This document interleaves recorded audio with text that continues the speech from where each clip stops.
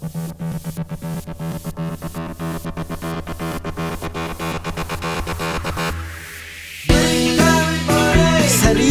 isyu di mahuhuli. Break time with money. I need that press go every day. Break time with money. So why you chop my dadali? Break time with money. Break time with money. My FB Live at YouTube replace.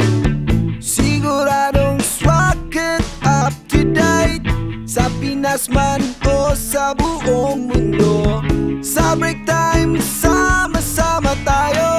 Break time with money. Sariwang isyu di pahuhuli. Break time with money. Palit ay press ko everyday. Break time with money. Masaway ang chat madadali. Break time with money. Break time with money. Ekonomiya, kalusugan at publiko. Sama mo na rin ang politiko. Mga balitang kailangang alamin. Sa break time, sama-samang ungkatin. Break time with money. Sariwang isyu di pahuhuli. Break time with money. Palit ay press ko everyday. Break time with money. Saway at chat madadali. Break time with money. Igala, kumusta? Maing buntag, maing odto, maing hapon, maing gabi sa itong mga ka-break time sa tibuok kalibutan. Break time na, mga higala. Kumusta sa itong mga ka-break time sa kanadang bahin sa kalibutan, ilabi na sa itong mga kakiksunang mga OFW. Karon nagsuris itong panaguban karong higyo na, ilabi na ning panahon karon sa COVID, nga nagpabilin gihapon sa itong palibot mga ka-break time, aping tanan. Ining adlaw nga Lunes, Pizza 25 sa buwan sa Oktubre, tuig 2021. Kumustang tanan ang atong mga suking timino diya sa probinsya sa Bohol sa atong lalabigan sa Bohol, mga higala. Ilabi na nga daghang ta makatikaran hisgutanan karon dunay mga pangutana sa mga OFW concerning nining mga gusto manguli sa probinsya sa Bohol o kastong nasod nga Pilipinhon. Mga igsoon, doon ay mga pangutana nga nagpaabot og katinawan, no? Mga ka-break time. Atong hangpon atong partner sa mayong adlaw, attorney, si Attorney Dodo Humawid. Attorney Humawid, mayong buntag nimo diha. Mayong gabi mo diha, mano, mayong buntag sa tanang mga Pilipinhon, mga Bulanon, mga Batmananon, ug may adlaw sa tanang mga naminaw kanato karon ug kalibutan. God bless us all. Good morning. Good morning, sab, ni Attorney Tricia Veloso Chato nga dito makawan to karon. Kay doon na siya importanteng bisita. No, mayong buntag diha guys, bisan wa diha naminaw ko kumano. With Mayor Isaac Chato and Congressman Ed Chato, may buntag niyo diha. May nga buntang niyo diha, Bus Ed og Mayor Tricia Chato. Unya ang atong mayong adlaw, Attorney Karayuna, atong unahon paghisgot o pagtubag mga higala ban sa atong partner si Attorney Humawid.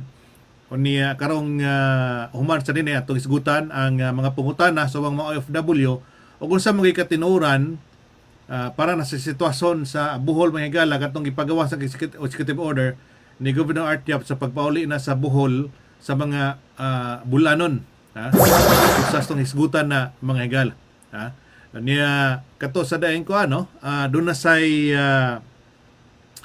dugang sang katikaran mga higala sa Nasyonal Putikanhon ato nang isgutan sa mga igsuon, no, kato sang sitwasyon na sa national positioning kung sa nagoydagan ini kay daghan sa nangunta nato mga OFW kagabi kagabi lang mga ka-break time nga unsa bagyod, no, kining doon na ba di kasaban nga mga kandidatos nasyonal, mga ka-break time, kaya dahil nangutana ni partner, kagabi pa lang, kaya doon na ito nang gawas ka mga impormasyon nga si Davao City Mayor Sara Duterte nakikita ni Bongbong Marcos kagahapon adlaw dito sa Sugbo. Una'y pinakakusog nga balita sa politika man, no? Ang meeting ni Bongbong Marcos ug ni Sara Duterte sa Cebu. Tanang newspaper o tanang mga outlet sa social media nga nagkuan og news, naghatag og news na ako naman. Apil mga radio TV, no? So ato nang isgutan kanang maong isyu karong nga tadtaod magsuon human sa atong mayong adlaw, attorney. Sariwang issues mahuhuli.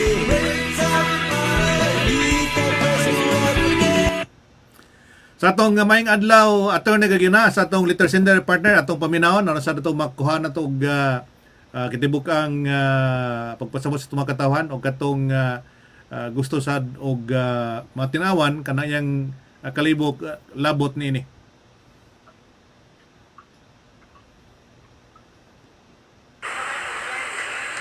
Maing adlaw Attorney Dudo og Attorney Trish. Aduna lang ko'y pangutana bahin sa akong problema sa suporta nga among gipaabot gikan sa amahan sa akong anak. Ang nahitabo attorney nga nagkarelasyon ako sa lalaki nga duna di ay pamilya nga lately lang nako nahibalaan. Lagtud pagkaistorya, nagkaanak kami pero nagkabulag mi human ako mahibalaan nga minyo di ay siya. Pero may pasalig siya nga mohatag og suporta sa bata. Ang akong pangutana attorney mao kini. Una, 7 years na siyang wala maghatag og suporta kanamo. Mapugos ba siya og hatag og suporta sa akong anak bisan duna na siya daghang anak nga gibuhi? Ikaduha, pila ka porsyento sa iyang kita o sweldo nga legal nga mahatag ngadto sa bata nga iyang anak? Ikatulo, mahimo ba namong mademand nga ang 7 ka tuig nga wala niya maghatag og suporta sa bata among mapangayo og bulto? Ikaapat, wala kaming gikasabutan sa barangay bahin sa suporta sa bata kaysa pagbulag namo nagpasalig man siya nga mohatag sa suporta. Pero karon nga nawad-an ko og trabaho tungod sa COVID ug wala na ako kabalik sa abroad, lisod na ang among kahimtang. Asa kami mudangop aron matagad kami sa amahan sa akong anak. Usay angay na akong buhaton. Daghan kay salamat attorney og ka-break time money. So muna yung pangunta na partner. Mga og kuan man no. Medyo complicated ang sitwasyon. Una, atong iklaro nga sa facts man ba dili kompleto kung recognize ba ang bata no. Ang katungod sa bata nga illegitimate na siya katungod dala sa apelyido sa amahan, na siya katungod sa support no. Basic na sa bata bisan illegitimate o kung unsay mitabo sa ginikanan na siya 1/2 unsay rights sa legitimate nga mga bata na siya 1/2 ay mga katungod. Pero kinahanglan nga gi-recognize siya no ang recognition kung anak pa gyud. Una nasa birth certificate nga gipirmahan dito nga iyang anak na no mao na pinakalig-on nga ebidensya ng anak dito sa pagkatao sa bata mo perma ang amahan nga anak na siya.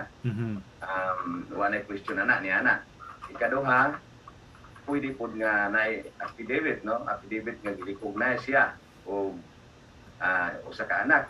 Kanang mga sitwasyon na dili kayo na problema kung klaro ang pag-recognize sa usa ka anak, no? Katungod po na sa bata nga ma-recognize siya. Then kung dili na ma-recognize sa itong pumagi nga gikuan sa balaod nga pinahagi na og kaso no kung dunay proof nga anak yun siya kay kung di ma-recognize dili man gud na siya mapugos dili klaro sa facts man no kung recognize pa nga anak siya nga anak yun sa kanang legitimate nga anak sa kamahan. Pero ang sitwasyon nga gipresenta dunay kang anak sa nga legal gasumta nga legal ang gikas niya so, ang atong balaod sa Pilipinas, maunay mga og dili fix, no? Walay gitawag na itong hard and fast rule kung pilay support. Kaya ang support na to depende sa kakayahan. Una po na to tanawon nga obligation sa both, no? Amahan o ginahan nga mo support kung kinsay makakaya. Sinabutan man na, no? Ang bata dili gud dapat masakripisyo kay wa siya sa so suportaan gud sa duha.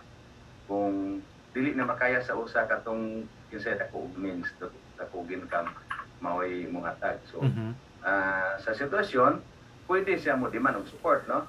Pero ang tan-awon sa atong balaod kung pila ang support depende sa kakayahan unya una gud ang legitimate man o legitimate nga ug atong suking paminanto ay kalang pagtas pangutana una gud tong legitimate nga family. So ug way kapasidad maunay problema, no? Depende sa capacity.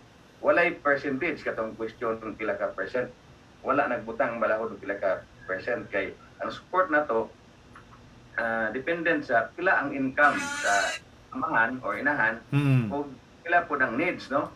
Kaya ang nag-support, naglangkob man ni sa, of course, kanang basic sustenance, pagkaon, vitamins, tanang mga needs. Shelter, anong puyanan, clothing, education, health, medical support, hantod nga maabot og 18 ang bata, no? Pero ini ka 18 na pataas, padayon ang obligation to support katong educational nga support. Mao nay tanahon ang kapasidad sa mo support na base income, mao nay sa to si mao nay basihan na to, then kung wala income wala kita di takapugos, no? Unya pilay percentage di ko na to basihan kay depende po na sa sustenance po niya dito siyang legal family o iya o need sa bata. Kung ang bata wala pa magtungha, so health lang, sustenance, pagkaon niya, dwelling, needs niya. Pero kung magtungha na, apil na po ng educational support. Kung napoy masakit, apil po na siya. So depende yun na maunay angay fix sa poverty. Kani nga sitwasyon, angay gud mo dangog ka ma'am, no? Mudangog ka sa abogado, magpatambag, maklaro ang imong katungod kay ang unang basic question na i-recognize ba sa amahan ng bata. Way papel, way kasabutan sa barangay, wala kasabot kung sana sa birth certificate kay kung walay proof o deletion, walay proof nga anak, mahimong i-deny, no? Kunya sa atong balaod, kung wa na ma-recognize, maayo gyud nga mo file siya nga mag-recognize nga anak samtang buhi pa ang amahan. Kay dili pa buhi ang amahan, wala kita gi-recognize, dili na ma-prove ngadto sa husgado nga anak siya, no? Pero samtang buhi pa, mahimo niyang ma-prove, no? Kanang mga ebidensya nga nagtipon, ebidensya sa birthday nga magkita sila, or mga communication, mga chat, mga unsa diha mahimo nang pailan og gaso dito sa husgado. Ang unang pan god is ma-recognize siya, then kung ma-recognize na siya, angay siya o mo na og support nga mubalik ta, no? Depende sa needs sa bata o kapasidad sa mo support. So walay fixed role percentage. So ang usa ka nagsweldo kinta og 50,000, 10%, 5,000 reasonable na siya kayo nga support, no? Pero kung ang usa ka nagkita lang og 5,000 sad, ang 5,000 dili pud siya reasonable. So tanawon gyud na sa sugado mo na nga mo fix ang court ana kung dili pud mo support yun siya kay mingon siya wala income at na pud sa husgado i-prove na nasa source of income. Kunya wala koy kuno murag unlike sa ubang kaso bitaw man nga ma'am, no, nga ang kaso sa support murag muundang kaning sa support dili ma-final hantod na mo tubo mo mahimong mo file og motion nga sakaan na pod o na po income o usa na pod, no? Depende na siya niya sa iya pong sitwasyon nga kung magkatrabaho na siya, mutabang na sa siya. So, depende yun na sa one mo na problema sa atong one karon, no? Dili kayo fix. Depende sa need, depende sa capacity. Kining usa sa kinigiligon nga pag-recognize, unsa na after 7 years old ang bata, pwede pa nimo ma-usab, yung ma-recognize ang katong pag-usab sa birth certificate nga pagbutang sa amahan sa among bata? Kadto kung mag-prove niya nga anak siya, no? Kung recognize siya, mahimong dalo ng apido sa amahan. Pero dili ko na focus man mahimong ipabilin ang apelyido sa inahan. Kung ano usa ka usual nga problema kung unsa gyud nasa birth certificate dadon gyud sa bata kung dito. Kung gida ang apelyido sa amahan magag mao na sundon kana man sa birth certificate. Pero ini ka 18 sa bata na sa option pod nga mupili siya kay unsay mahitabo, no? Ato dadong diyang amahan or ang iyang inahan. So, kung naana dito sa birth certificate na i-recognize na siya na naapelido, mao na to'y basihan niya.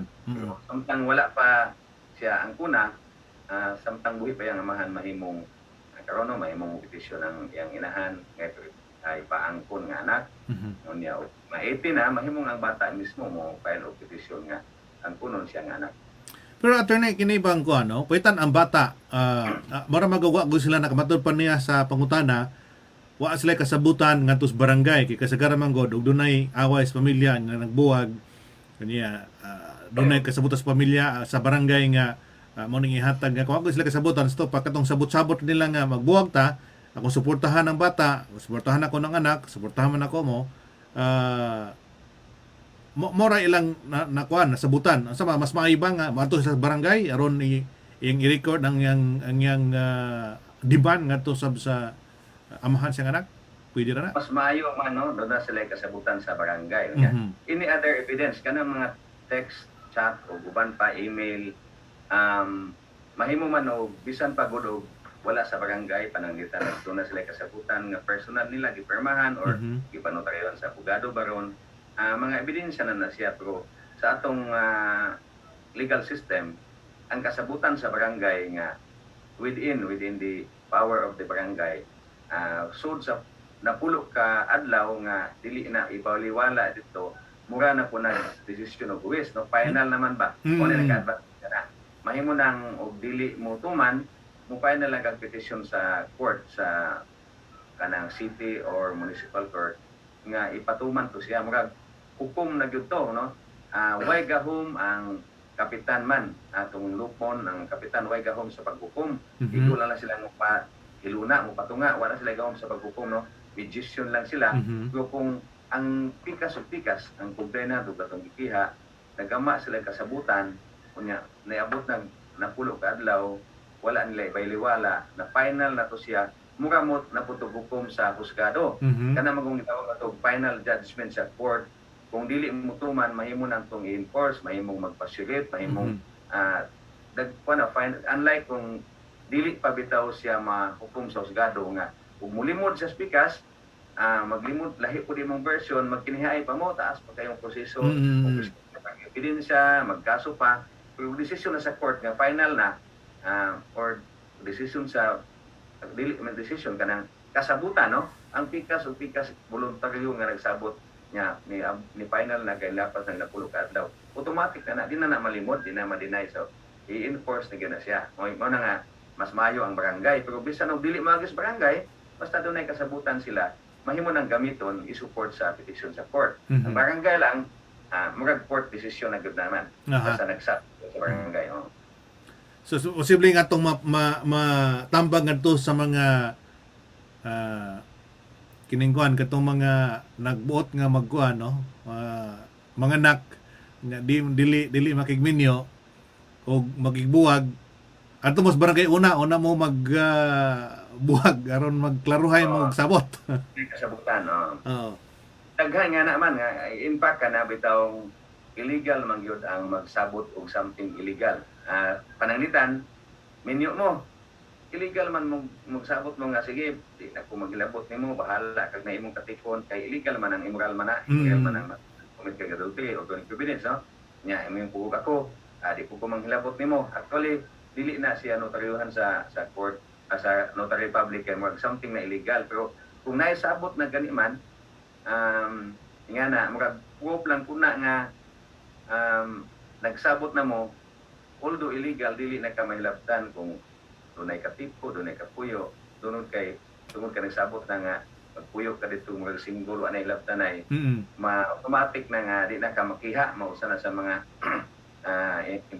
murag maayo kung hindi magubot nga doon na po'y mga kasabutan sa barangay. Daghan kay nga naman walay annulment, wala sila divorce o walay annulment sa Pilipinas, pero doon ay kasabutan sa barangay. Kitahod po na kay ila man ang voluntaryo nga gihimo. Muna ang balik na nga barangay way katungod sa paghukom, way katungod sa pag-determine kinsa sayop, igo kang magpatunga, mag-mediate, mag-conciliate, no? Ang lion mo na nga unsay kasabutan sa barangay, mahimo siyang maghukom sa luwis kay murag kuan gina ilang kabubuton nagsabot sila, so na permahan nila, dili na mahimong ibaliwala human sa napulo ka adlaw gikan sa pagsabot man. So lipon kayo ang barangay, no? Murag court decision.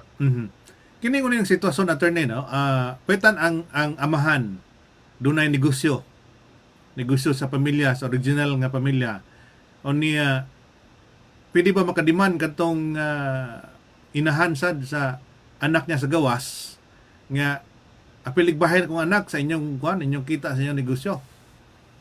Na dili bahin sa kita kundi support, no? Tanan basta na income, basta na capacity, na kapasidad ang amahan nga mo support, obligado siyang mo support, makiha siya og bausi paganiman kung di mo support kanang gitawag na to nag economic violence, no?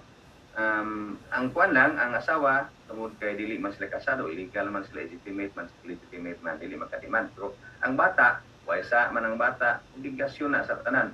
Kitang tanan nga doon natin gibuhat, manubag ta sa atong ipangbuhat na labi na gyud ang obligasyon sa bata kay kasagaran nga napasagdan, neglected nga bata, mao problema sa katilingban ko naman, no?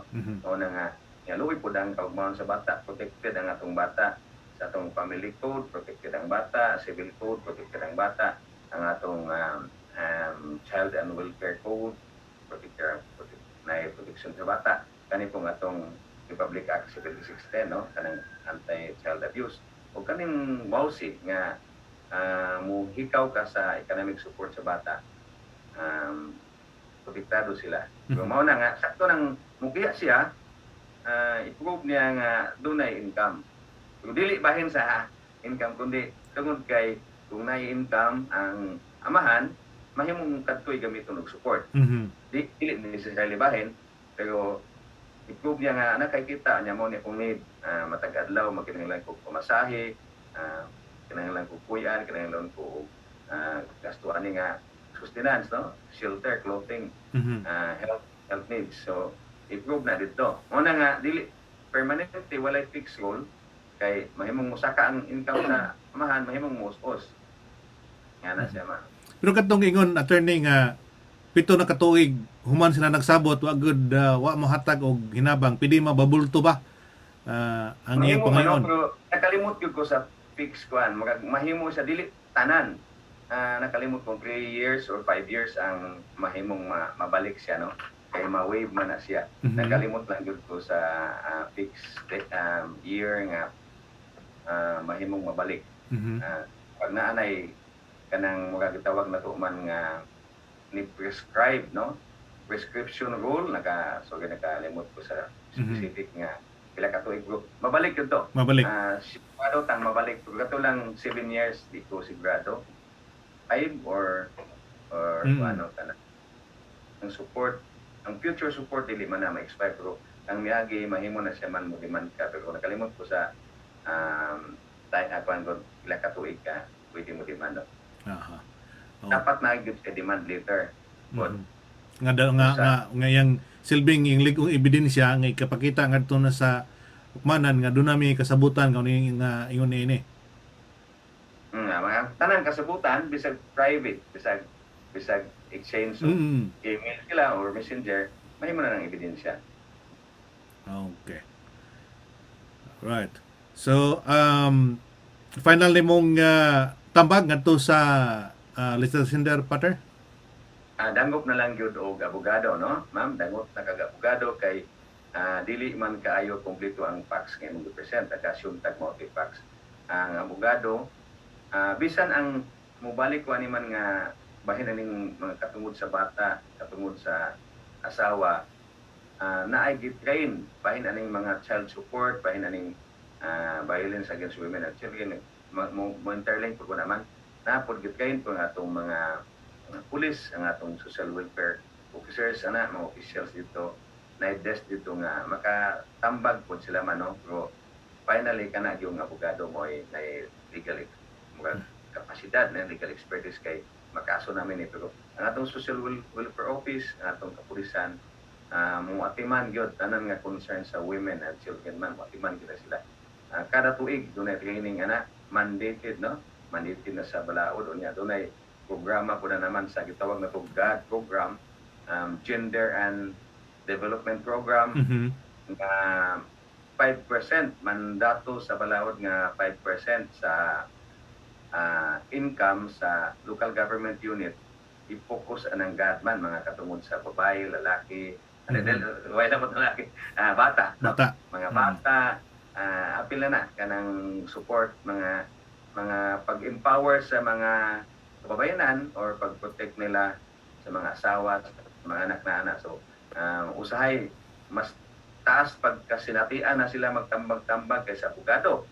Ang abogado kay sa balaod tanan o general halos tanang balaod kay man ang abogado, pero kanang hanas na bitaw kayo naman kay balik-balik silang similar nga experience, similar nga sitwasyon nga ana na gid sila ni sigit kaining. So dili na to tawag nga ma-discount yun ang ilang kapasidad sa local nga women's desk.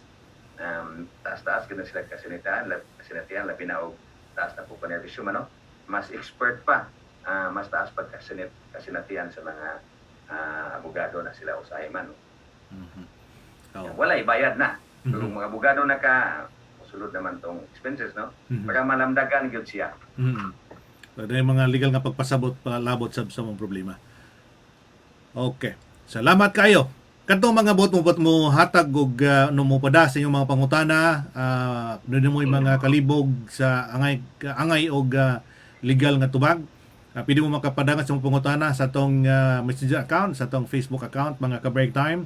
O pwede sa mo pada sa atong break time with money channel sa Gmail account, mga ka-break time. Pwede mo pada sa dito. Og unsa inyong mga pangutana bahin sa legal, dunay kalibog, unsa magaling diha, klaseng usang mga klasiha, panikamutan sa itong mga partners nga mapasabot unsa angay yung buhaton o ba nila ni Attorney Dudo Humawid ug ni Attorney Tricia Biloso Chato. Break time with money. Sariwang isyu ni pahuhuli. Break time with money. Balita press ko everyday. Break time with money. So why you check madadali? Break time with money. Hoy! Break time na ni Kuya Manny Salis! Maminaw na ta! Ayaw na mong pabadlong ha?